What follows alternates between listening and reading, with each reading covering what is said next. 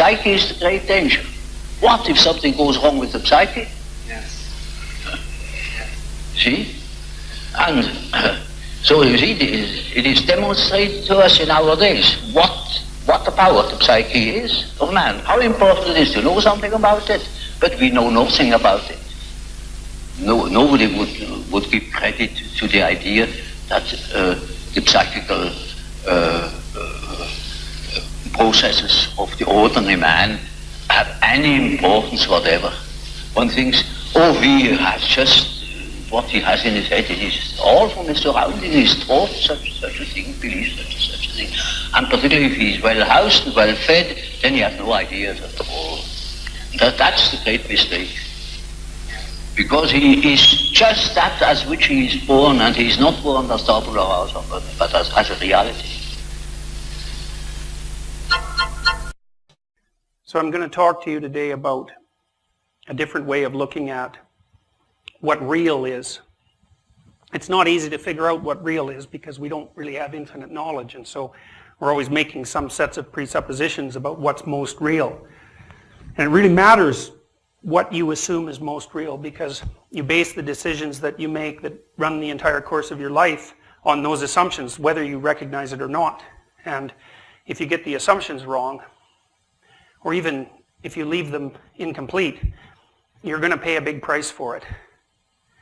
And the assumptions that we use in our culture, although they've enabled us to develop a tremendously potent technology, are incomplete in ways that have also cost us and that are extremely dangerous. And since the scientific age began, we've lived in a universe where the bottom strata of reality is considered to be something that's dead, like dirt. It's matter.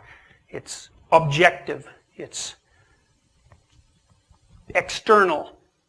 And there isn't any element of it that lends any reality to phenomena like meaning or purpose.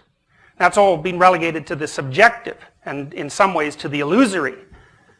But it's by no means self-evident that that set of presuppositions is correct, because we lack infinite knowledge, and there's many things about the structure of being that we don't understand.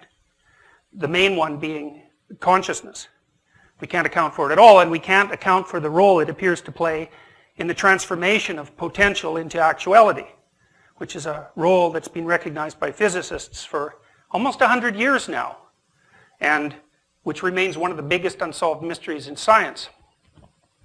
There are other ways of looking at what's real, and these other ways have some advantages, and one of the advantages they have is that they protect us. Knowing these other ways of operating within reality, defining reality, protect us from certain kinds of pathologies. And modern people are prone to a fair number of pathologies that stem from the assumptions of the systems they use to define reality.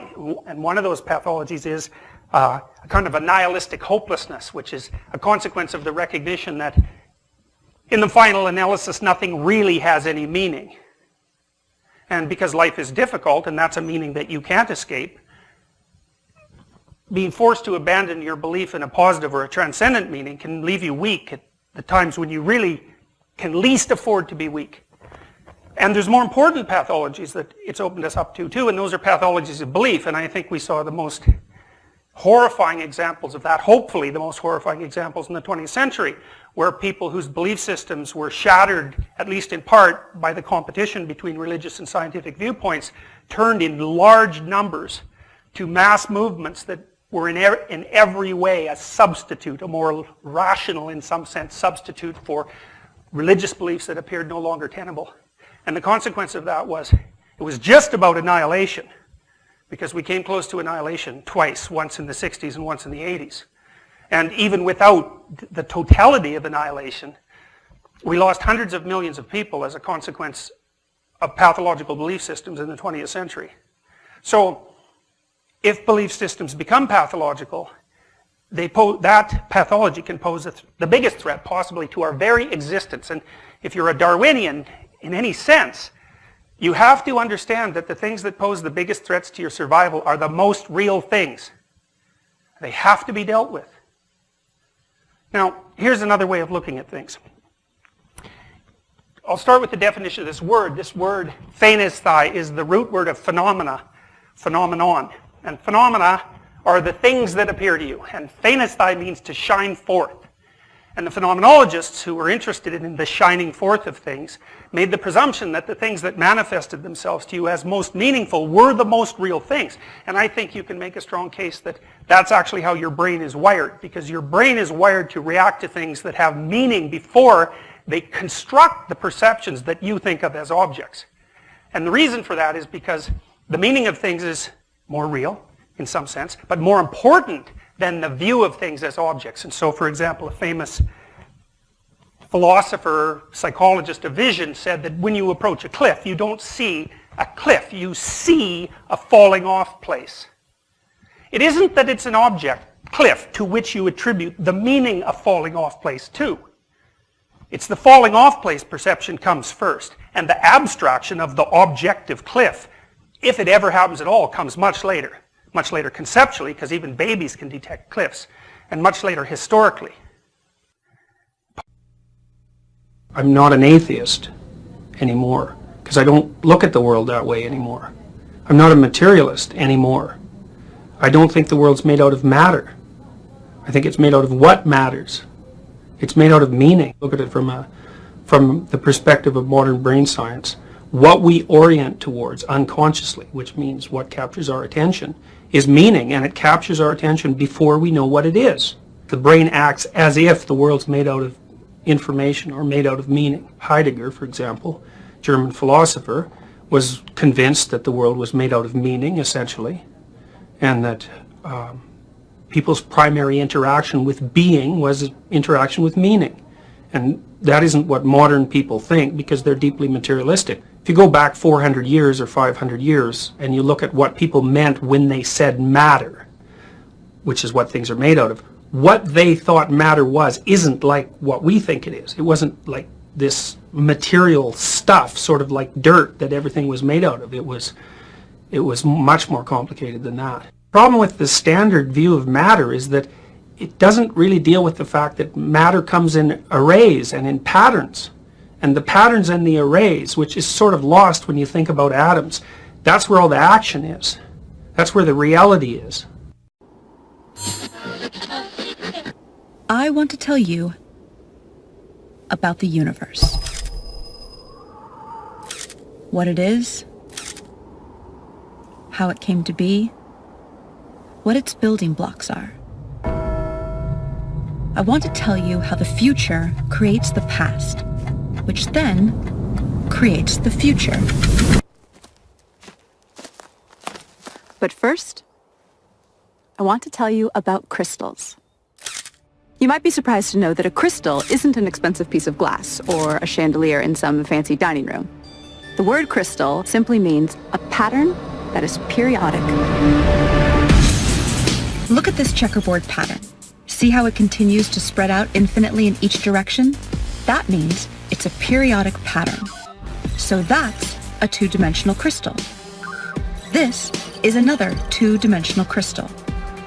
And this is another. You can also have three-dimensional crystals.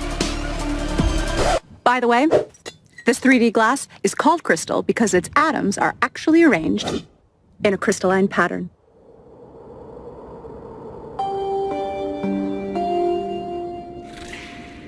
So, see how I'm projecting this three-dimensional crystal to a two-dimensional image on the sand? See how the 2D projection looks distorted because of the angle of the projection? That 2D image also has a pattern, but it isn't periodic. So, it's not a crystal. But there's a deep connection between the 2D object on the sand and the 3D mother crystal. This distorted 2D pattern is called a quasi-crystal. A quasi-crystal in a certain dimension, in this case 2D, is a projection of a crystal in a higher dimension, in this case 3D.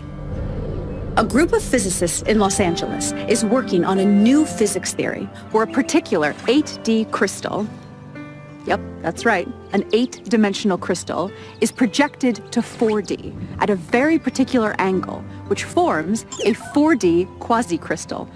And from this 4D quasi-crystal, they derive a 3D quasi-crystal, which they believe is the fundamental substructure of all of reality. This 3D quasi-crystal has a fundamental building block, a tetrahedron, which is a 3-dimensional equilateral triangle. The size of each edge on this shape is the smallest possible length that can exist. This is called the Planck length. It's 10 to the 35 times smaller than a meter. So you know how your TV screen is broken down into building blocks called pixels? A pixel is the smallest possible indivisible unit of the 2D screen. So think of reality as your TV screen, but in 3D. And think of the tetrahedron as a 3D pixel, the smallest possible indivisible unit of reality. The tetrahedra in the quasi-crystal combine with other tetrahedra using complex mathematical rules to fill up all of the space in the universe. Each tetrahedron only has a few specific states in which it can exist at any given moment. And because of the rules of how these pixels connect to each other, if one tetrahedron is in a certain state, this dictates the states of many other tetrahedra throughout all of space. But here's the weird thing. If a certain tetrahedron can be in any one of just a few possible states in a given moment, who or what chooses the state it should be in at any given moment? Well, for such a choice to be made, we need to scientifically, mathematically, and logically bring in a new element into physics. And that element is consciousness. If you're not a scientist, you might be surprised to learn that nobody actually knows the exact value of the speed of light. We have a close approximation, but not the exact value. The closest we can get to measuring it has to do with the precision of our machines. But no matter how precise our machines get, we will never be able to measure the exact speed of light without a theory that tells us what it is and why it is. And none of the current physics theories do that. Basically, what is needed is a theory of everything. A theory that explains the very fundamental aspects of reality. String theory, which once held a lot of promise for possibly being a successful theory of everything, has not made any successful predictions. And regardless of predictions, the theory itself isn't actually a theory of everything. It's just not, because it can't explain the speed of light or the other constants. Quantum mechanics and general relativity, on the other hand, do make good predictions, but they don't explain the fundamental constants either. So what clues does nature offer us for what a theory of everything should look like? We've identified 7. Information, causality loops, non-determinism, consciousness, pixelation, E8 crystal, and the golden ratio.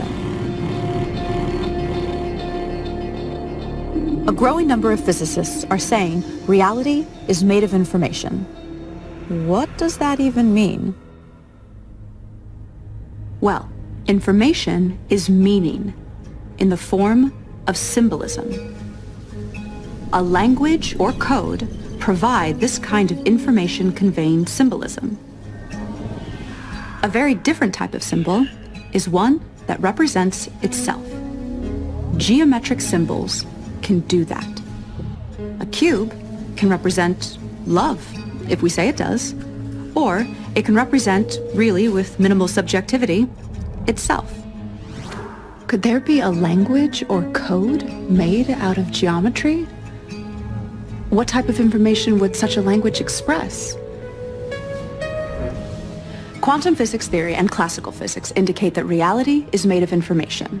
And there's no evidence that reality is made of anything other than information. Many physicists agree with this, and many don't. But those that don't agree that reality is made of information have no explanation for what reality is, if it's not information. Information implies meaning. But what is meaning? Meaning is a comparison. That's what we do.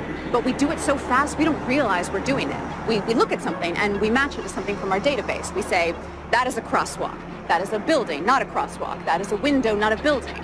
So meaning is the perception of something relative to something else.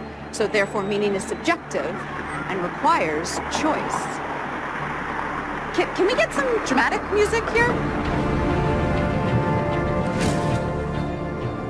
Because meaning is subjective, for it to even exist, it needs to be perceived or measured by some form of consciousness.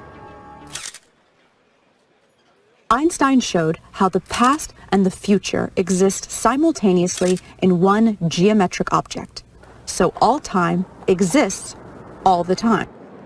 Let me say that again. All time exists all the time. I know that sounds kind of weird and unintuitive, but we have to kind of suspend our common sense.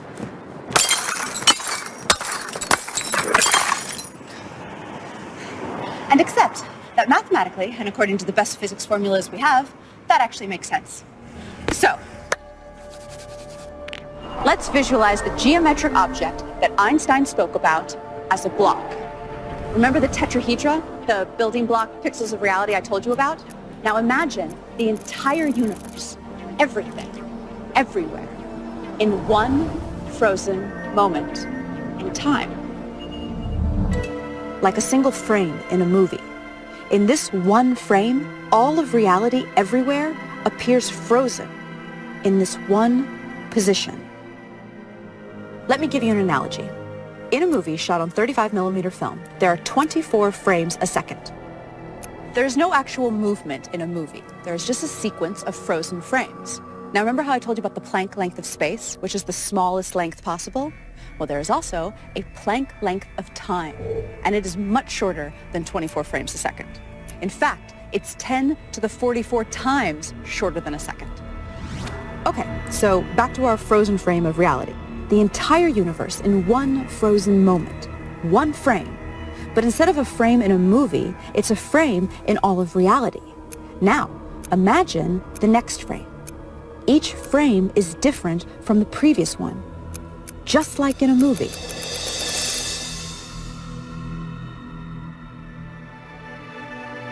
See how all frames exist in Einstein's space-time all at once?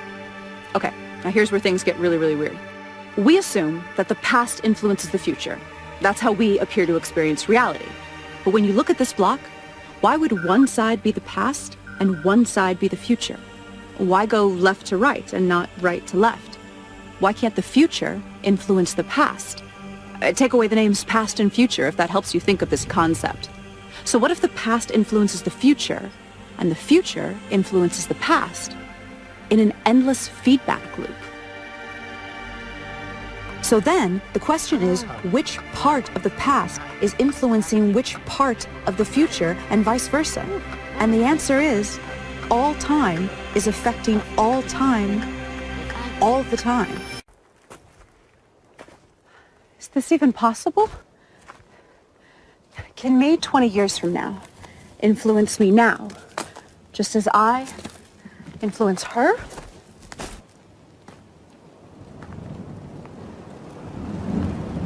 So can me 5 minutes from now influence me 10 minutes ago, just as me 10 minutes ago influences me as a baby, just as me as a baby influences me on my deathbed?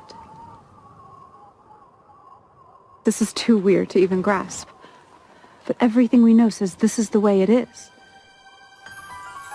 Am I stoned? Okay. So if every moment is co-creating every other moment, both forward and backward in time, then reality would be this massive neural network spanning space and time. This type of network would have one even way stranger quality than anything we've talked about so far. It would be its own creator. But the fact that all time exists all the time does not mean that the future is written in stone, and we're some kind of programmed animation or something. That's what they used to believe, though. Years ago, it was popular to believe in the somewhat bummer idea of reality being a deterministic program playing itself out. Light is scattered by electrons and is bounced off electrons. The famous double-slit experiment ruled out determinism. Look it up if you've never heard of it. It's wild and is one of the cornerstones of modern physics. But for now, take my word for it. It ruled out determinism and ushered in a new era of non-determinism, or basically, free will. So, how does free will work? One of the most surprising discoveries of quantum physics is that reality only exists when it is observed. That literally, particles do not exist until they are observed. Famous physicist John Wheeler, he's the guy who came up with the term black hole, says that reality is made of information, which is created by observation. The observation must be made, he says, by something conscious.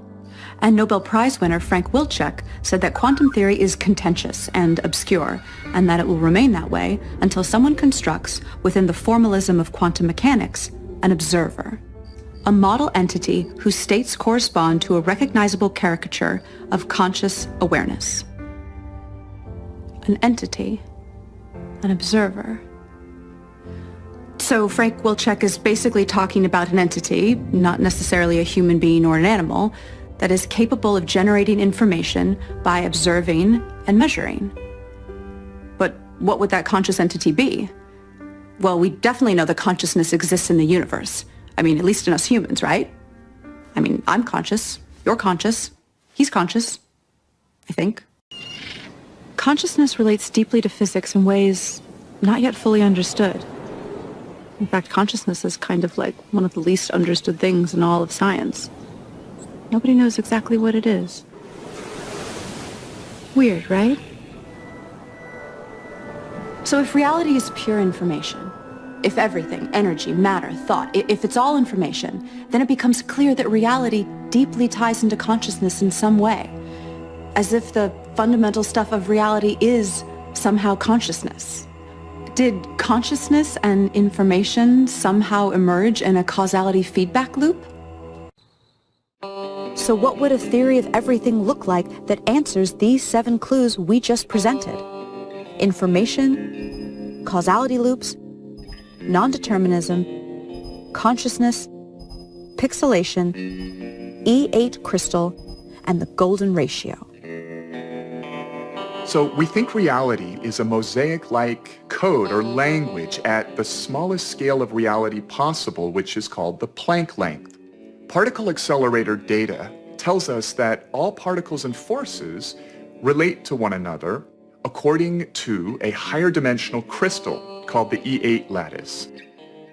But reality appears to be 3D. So we project a slice of this E8 crystal down to 3D, which produces a quasi-crystal code or language.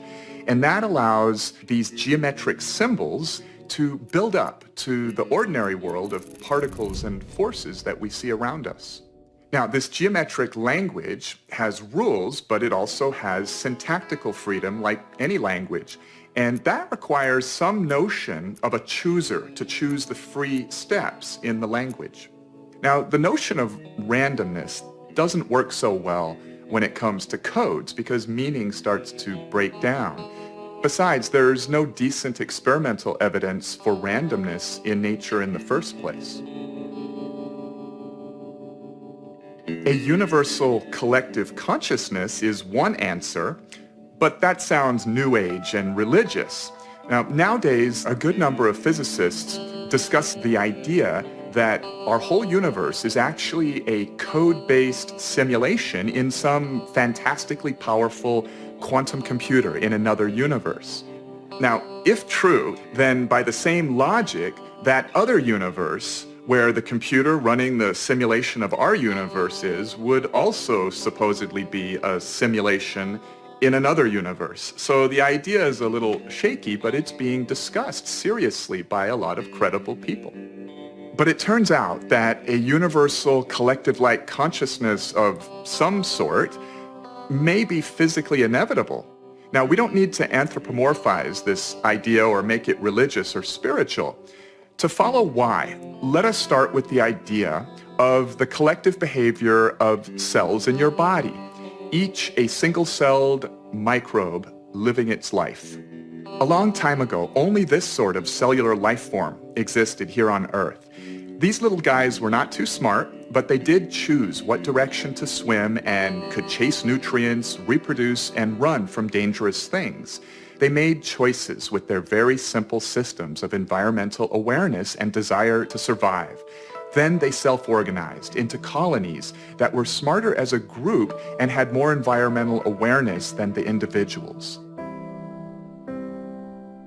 Eventually, animals such as humans emerged. Sophisticated forms of awareness and consciousness now float on an ocean of 37 trillion living cells, self-organized as a human being. It is specifically the laws of physics that caused electrons and quarks to self-organize into 81 stable atoms, and from there, into human consciousness. And physics places no upper limit on the amount of energy and matter that can self-organize into conscious systems. Physics allows the possibility of all the energy in the universe to eventually convert into a single conscious system that is itself a network of other conscious systems, a massive, technologically based collective consciousness. Well, above that, maybe what's above good citizen? Because sometimes good citizen is not so good. If you were a good citizen of Nazi Germany or a good citizen of the Soviet Union or of Mao's China, you know, you were narrowed in a particular way, and then maybe in a necessary way, but also in a very pathological way. And so it seems to be that there has to be something, even though adopting that restricted viewpoint is necessary, there has to be something above it. And I think that's also the thing that can restore the sense you have of a true entanglement with the deepest and most meaningful realities of life. And that's the issue of being a good person. It's above being a citizen. It's something else. It has something to do with the development of individuality. And I think we're also wired for that. So it looks like we're wired to lose what we had, to specialize. But then once we're specialized, to reopen. Once we've got the skills built into our body and then can handle reality because we're more adapted and more fluid and more flexible, then we can start opening the doors again. And I believe that your nervous system is set up to help you do that if you don't interfere with it, if you notice. And you notice that by paying attention to the things that manifest themselves to you, that shine forth as interesting. They grab you. And where you're grabbed is where the obscuring map you live in isn't obscuring the reality that's underneath. It's like there's a hole in the map, and the light shines through that, and you're attracted to that, and that will pull you along. And that's when your interest is seized by something. That's your nervous system doing that. You don't do that. It's an unconscious force. You could even say it was the world itself talking to you. And the phenomenologists did feel that way. And it's a real phenomenon. It's not a secondary thing, and you know that because you can't live without it. You die, you stultify, you get cynical, you get nihilistic, or you adopt some wild belief system if you don't have the attachment to some genuine life-giving meaning in your own life. And it's a hard thing to follow that because it doesn't necessarily put you into perfect juxtaposition with society, because it's not society. It's not being a good citizen. It's something else. It's also the thing that rebuilds how you would be a good citizen.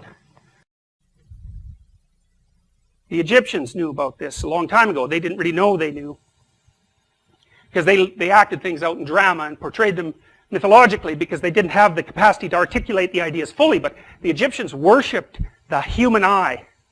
And they worshipped the eye because they knew the eye was the thing that paid attention. Like, we're really visual creatures, and your eye is automatically attracted to the things that manifest themselves or shine forth in front of you. And you have to look at them. If you pay attention to the things that shine forth, because what you're seeing is the reality instead of the map, you're gaining access to the real information that's in the world. It's not prepackaged information, because that can be false. It's the real information flowing out from the ground of being, and if you pay attention to that, it will help you move towards the goals that you've already established for yourself as a good citizen, that are part of the inbuilt value structure that you've adopted. But at the same time, it will do something else. It will lead you to transform the nature of those goals. Because as you pursue the thing that guides your interest, and more information is revealed, then by absorbing that information, which is learning essentially, you build yourself into a different person, a stronger and more informed person, and a more a more intact person, a person with more integrity and with more strength and with more direction. And at the same time, you differentiate your map, and so you're living more and more in the real world. So as you approach your specific goal, even if it's a culturally conditioned goal, the learning that you do along the way transforms you, and it transforms the nature of your goal. Things shine forth. And there's a reason for that. And you know that because when you're attending to something you're interested in and you're engaged in it, that's when you're alive. That's when life is worthwhile. It's so worthwhile that in those moments you don't even ask the question about it. The question itself goes away. Because the meaning that you're united with is so powerful that it can push back the adversity that would otherwise characterize life. Nietzsche said, the person who has a why can bear any how. And that's a really useful thing to know, because you think, well, we're very vulnerable creatures and our life ends catastrophically and terrible things happen, and how can we bear that? And the answer to that is, and always has been, that you have to be in sync with something that's beyond you, because that synchrony gives you the strength that you need to bear your terrible limitations. You see this played out. People know this. Everyone knows this. It's just that our culture isn't good at articulating it. We've lost a lot of this. We haven't developed our knowledge about this as much as we've developed our knowledge of the objective world, and we're paying for it. You see it in weird places. On the right here, there's an old symbol at the bottom. It's called the round chaos. And the alchemists believed that the round chaos was the thing that held what the world was ultimately made of, the thing that was most real, and they conceptualized it as something like information. They thought about it as a combination of spirit and matter. And it was a combination of spirit and matter, which is what information is in a sense, because when you interacted with it, you took some of the information and you built yourself out of it, so that was the spiritual element, and you took some of the information and you built the world out of it, and that was the material element. And they thought of the reality itself as something that preceded the spiritual and the material, and that reality was what shone forth. And that's been dramatized in tales, modern tales of transformation. The most interesting place it's popped up is in the Harry Potter stories, where central to the Harry Potter theme is a game called Quidditch. And in Quidditch, which is a game, the way you win the game is by playing a game that's sort of outside the Quidditch game. You win the Quidditch game by following this thing that beckons, this golden thing that glimmers and moves around. If you catch that, then you win the game, and so does your whole team. And inside that is the resurrection stone. It's a diamond. It's a jewel. The idea is that if you follow the thing that manifests itself to you as interesting, it will lead you through adversity. It'll lead you to do things that are difficult, and as that happens, but not beyond your capacity, because it's tempered for that. What will happen is, as you hit yourself against the world, pursuing what you're interested in, you'll tap yourself into alignment. Your molecules, your structure, internal structure, will become non-contradictory, like the internal structure of a jewel, which is something that reflects light. That makes you hard and durable, and able to bear the terrible conditions of existence without becoming corrupt. Returning to Paris, let's look at the Grand Arch with fresh eyes. Remember that everything has a reason. The Grand Arch is in La Défense, the modern section of Paris. Why? We need a modern mathematical understanding to perceive its deepest symbol and to recognize it for what it truly is, a three-dimensional shadow of a hypercube. Come again? What is a hypercube? If the square is 2D, the cube is 3D, and the hypercube is the 4D equivalent. Here's what a cube looks like when it's being rotated. Here's what rotating a hypercube looks like in three-dimensional projection. The fourth dimension is hard to imagine because it's literally beyond us. You might be interested to learn that 4 spatial dimensions were known far before the birth of modern science. Here is what Saint Bernard de Clairvaux wrote to his former disciple, who became Pope Eugene III. What is God? He is length, width, height, and depth. There are 4 spatial terms used. Bernard described the 4th dimension in the 12th century. St. Paul also described 4 dimensions in the 1st century. That Christ may dwell in your hearts by faith, that ye, being rooted and grounded in love, may be able to comprehend with all saints what is the breadth and length and depth and height, and to know the love of Christ, which passeth knowledge, that ye may be filled with all the fullness of God. 4 centuries before Paul, Plato even described higher dimensional reality in his allegory of the cave, which goes something like this. We are prisoners chained in a cave and sit facing a blank wall. There's a fire outside the cave, and unseen people are passing in front of it. We see shadows on the wall, and mistake this illusion for reality. I think we are kept in the dark about a great many things. Notice how the hypercube's shadow in 3D projection looks like a cube within a cube. This structure is fractal, meaning the same pattern repeats at different scales. We've seen things like this before in cities, buildings, and art. Consider the fractal-like City of London within Greater London, Vatican City within Rome, and the United Nations headquarters within New York City. On the scale of a building, take a look at the Dome of the Chain standing immediately outside the Dome of the Rock. It's the same structure repeated in a smaller scale, hinting at a higher dimensional connection for those who have eyes to read the symbolism. Examples from art are Pomodoro's series of golden spheres within spheres, scattered strategically in the Vatican, UN headquarters, museums in DC and San Francisco. The sacred Egyptian cubit is a unit of measure reserved for measuring the earth. 1 sacred cubit is equal to 6/5 raised to the 4th power in English feet. Think about it. Raising to the 4th power means the sacred cubit is literally a hypercubit. Michel and Heath have found there are 10 million hypercubits in the Earth's polar radius and 63 million hypercubits in its meridian circumference. Now these amazingly round numbers measure our planet with remarkable accuracy. How can this be? Some physicists believe the universe is made of 10-dimensional superstrings, but 6 of them have curled up into unimaginably small size. The 4 remaining dimensions express the architecture of the universe. Recall how I saw in the union of both Louvre pyramids the knowledge of how energy flows from the sun through hyperspace into planetary bodies. In addition, the Earth is measured by a hypercubit whose edge length of 6/5 relates macrocosm to microcosm. The Earth is therefore a hyperdimensional object, even though with our normal perception we experience both the Earth and ourselves as being only 3-dimensional. Another projection of the hypercube into 2 dimensions looks like this. Do you see the octagram star within? This is where it all comes from. The Sun is a hypercube. Recall Metatron's cube. Now that we understand the Grand Arch, we perceive Metatron's cube as Metatron's hypercube.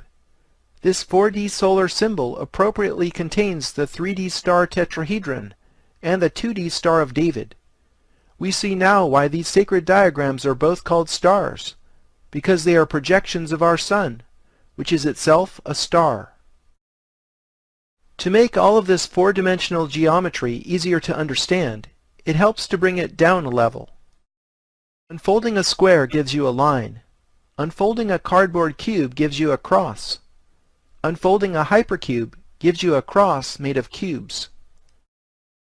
Salvador Dali started with this idea when he painted the Corpus Hypercubus.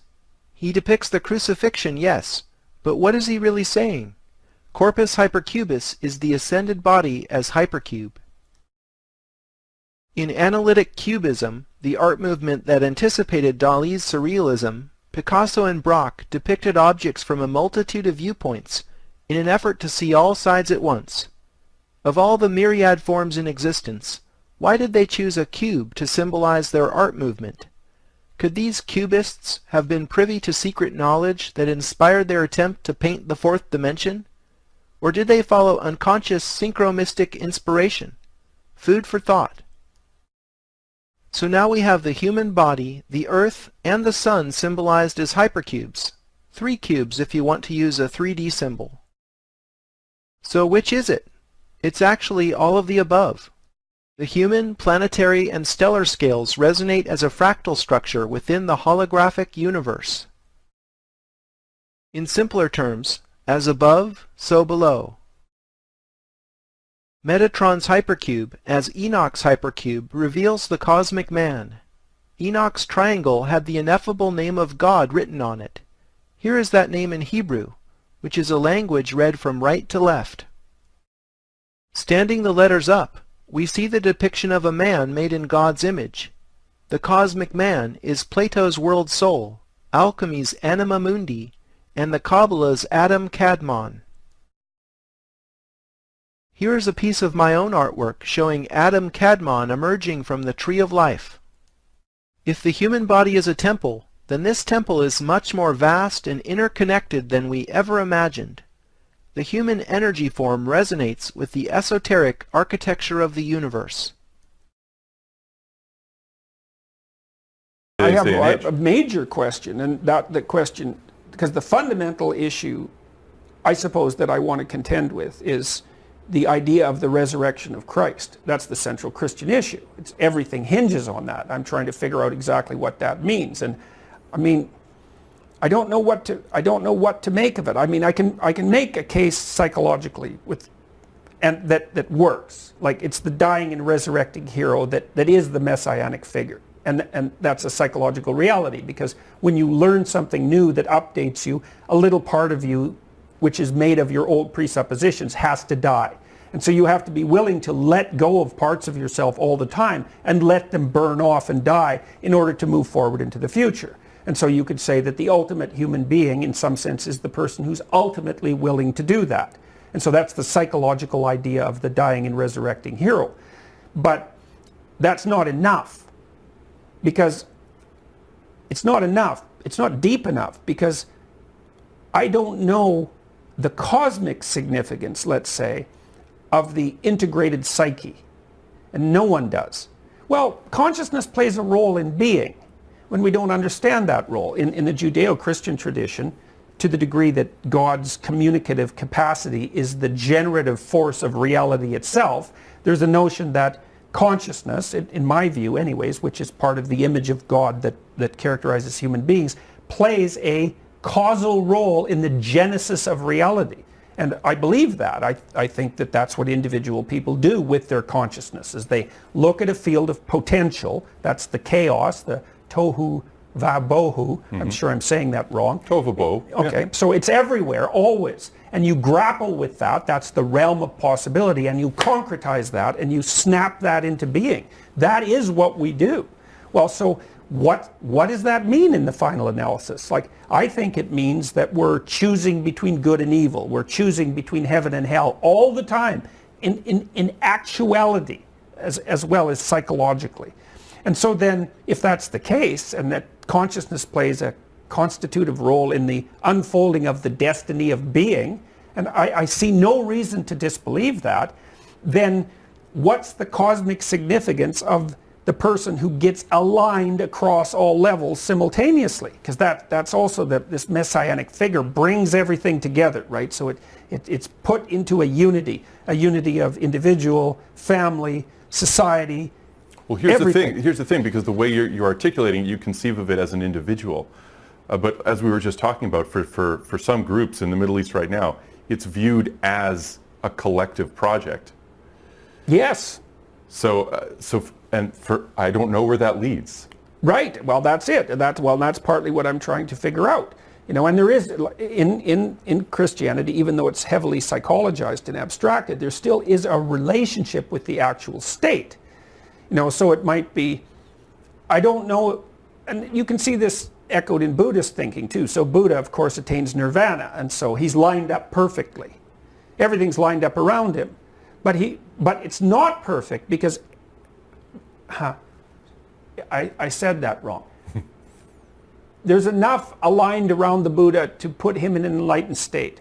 But in that enlightened state, he realizes that not everything is aligned, and that also includes other people. And so he can't just stay in this transcendent state. He has to return to humanity and gather everyone together so that everyone can be illuminated, because it's insufficient for just the individual to be illuminated. So you see there the relationship between individual and state. Even if the individual is illuminated, the state also has to be, or it's an incomplete, you could think about it as an incomplete incarnation. And in some sense that's echoed in Christianity with the idea that there'll be a second coming, because for some reason the first coming wasn't sufficient. So that problem remains unsolved. Now, my sense of it is that, and I think this is partly why the work I'm doing is echoing. I'm telling people, well, in this state of increasingly intense polarization and identity politics and reversion to group identity, your job is to center yourself on the issues at hand in your own life and sort them out. Put yourself together, discipline yourself, fix the things around you that you can fix. And I think that if we do that individually and collectively, that's our best path forward. And people are resonating to that. And I think the reason for that is, well, it gives each individual a destiny, especially when you conjoin that with the idea that, like, make no mistake about it, your individual choices actually matter way more than you think they do. Like, we are collectively, individually and collectively, simultaneously determining the course of reality. We're piloting this ship. And I truly believe that. And it's a collective enterprise, but it's also to a surprising degree an enterprise that depends on every individual.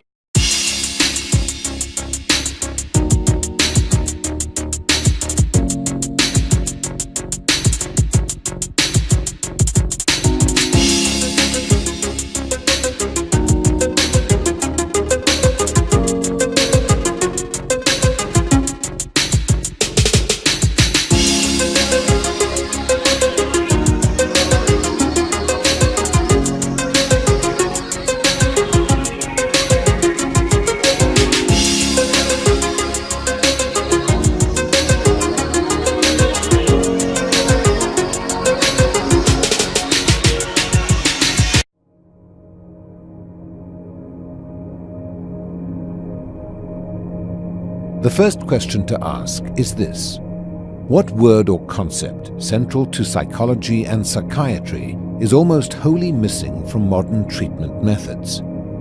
Ironically, it is psyche, which is the root of these words, if not of these practices. Modern psychological and psychiatric practice tends to split the person into behaviors, thoughts, and body chemistry. We are, of course, all of these things, but we are also something more, much more. If someone catalogued your behaviors, summarized your thought process, read your medical records, and said they were you would protest because you are more than the sum of those parts. Psyche is the Greek word for soul and reminds us that we are, finally, an animal that desires meaning and suffers its loss. Of course, we are a set of behavioral patterns, reflexive, unexamined thought processes and biological drives. Yet, limiting our approach to the merely observable features of life shows a failure of nerve, a reluctance to take on the larger non-quantifiable questions of meaning. Depth psychology is an effort to approach the whole person, to undertake dialogue with the essential mystery we all embody. One cannot undertake this deepened conversation without engaging the unconscious, that mysterious realm in which much is hidden from us, yet which continually spills over into our world. The problem with the unconscious is that it is unconscious. We cannot address it directly, but we can track, engage, and interpret its manifestations in our behavioral patterns, our thoughts, and the disorders of soul which manifest themselves in our bodies.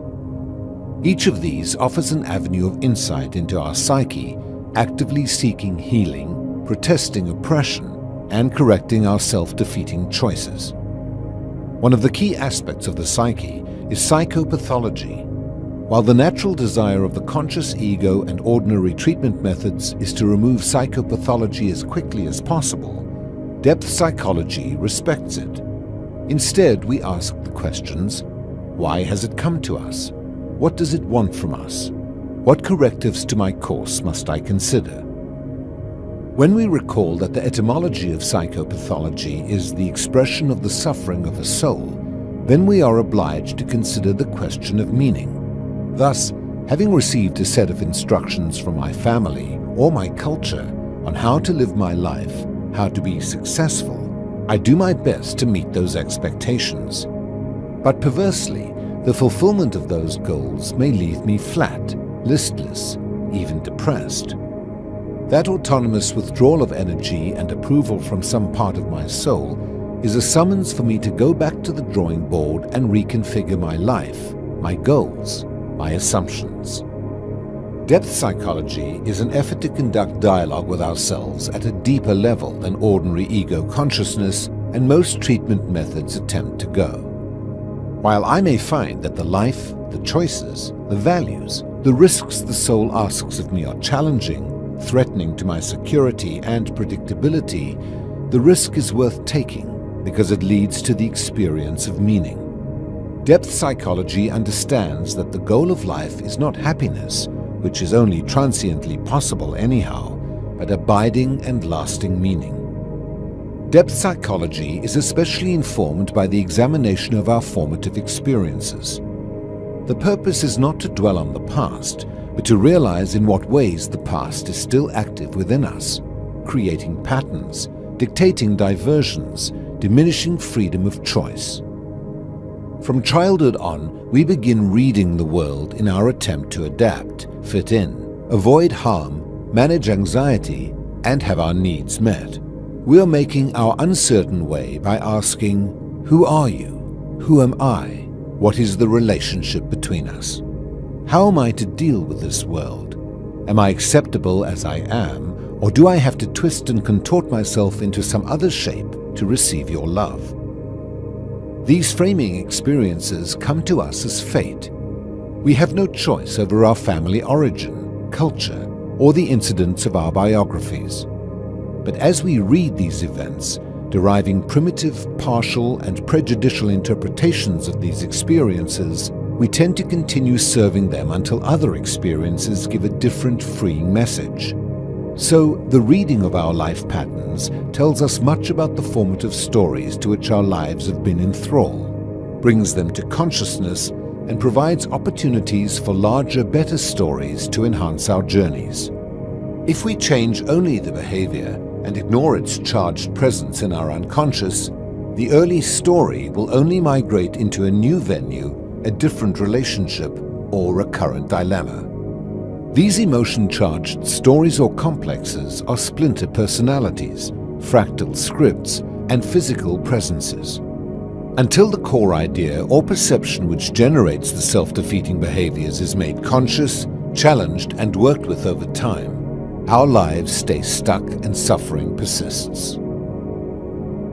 In addition to tracking symptoms to their revealing core, depth psychology especially respects that mysterious, autonomous process we call dreaming.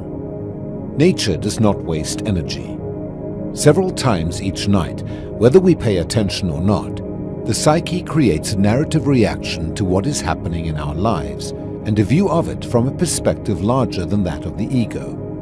If we track these dramatized narratives over time, learn their language, we gain a vital source of wisdom not available to ordinary consciousness.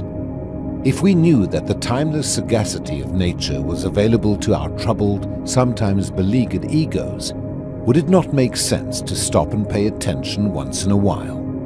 Over time, dialogue with the mysterious source which produces our dreams and expressive symptomatologies shifts some of our focus from outer distractions to a deeper center of authority.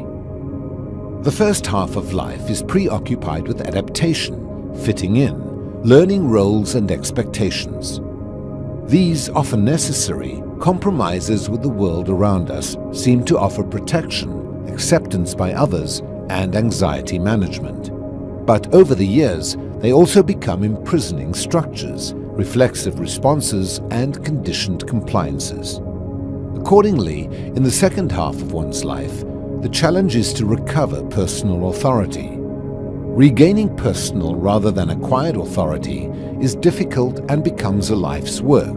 So powerful and repetitive are the received instructions and scripts. Personal authority requires sifting through the immense traffic which courses through our minds every moment.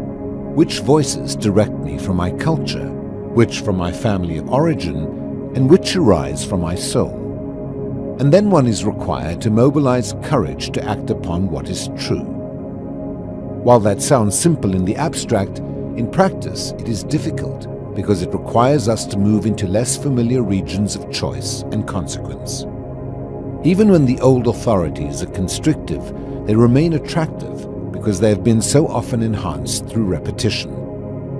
Stepping into a larger frame helps one move into a more authentic life, moving from the consequences of fate to the possibilities of destiny.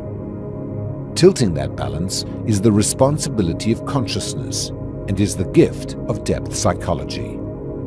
Undertaking this dialogue with our own depths brings greater purpose, dignity, gravitas and meaning in this journey we call our life.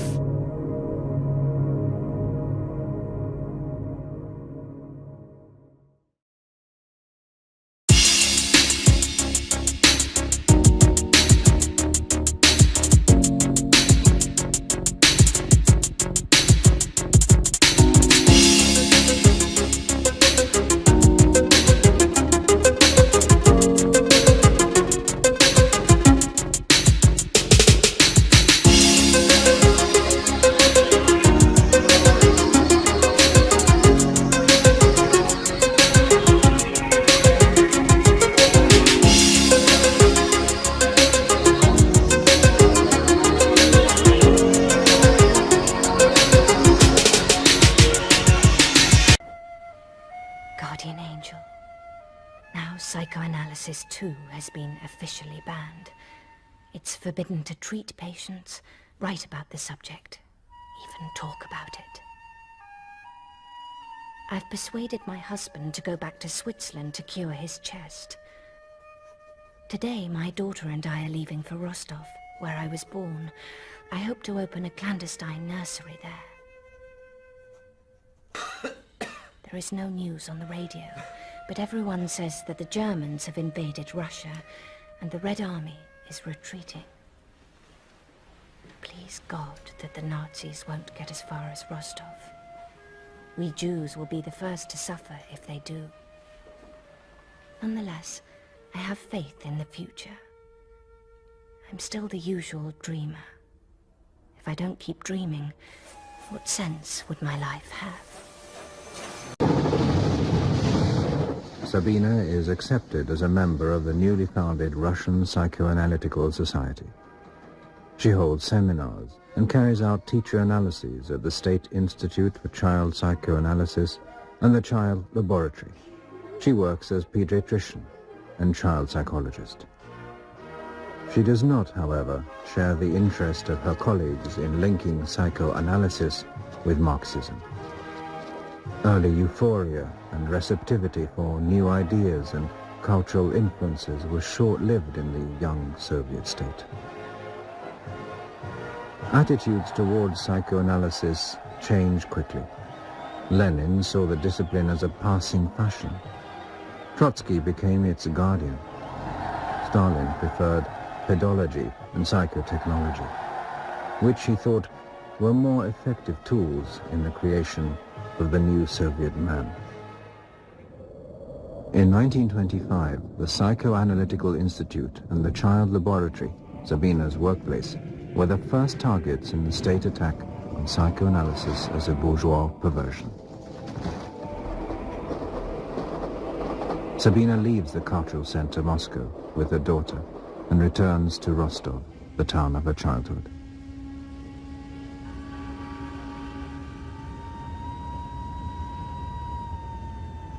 Pavel and Sabina are reconciled, and in 1926, aged 40, she gives birth to a second daughter, Eva. Both girls show great musical talents. The marriage was still not a happy one. Sabina still adheres to the discipline of psychoanalysis, although it's increasingly difficult to practice. Despite risks, she defends Freud publicly.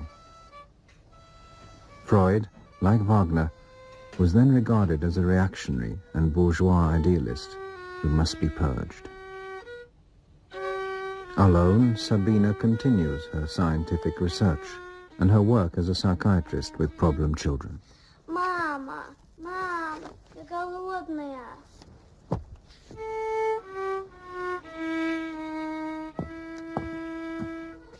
Children's drawings with open and shut eyes, published in the periodical Imago in 1931, was her final publication.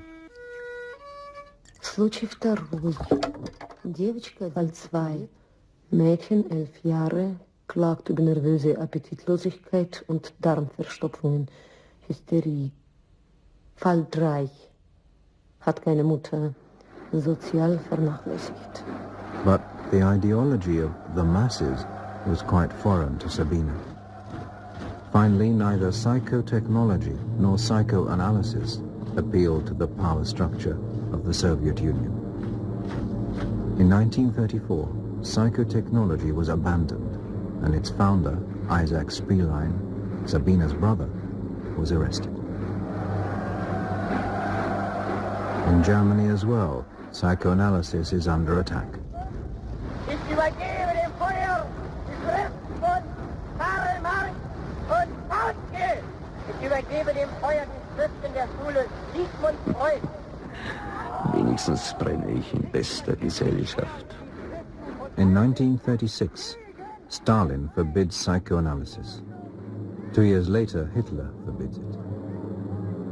Psychoanalysis is regarded as a monstrosity born of filthy Jewish fantasy.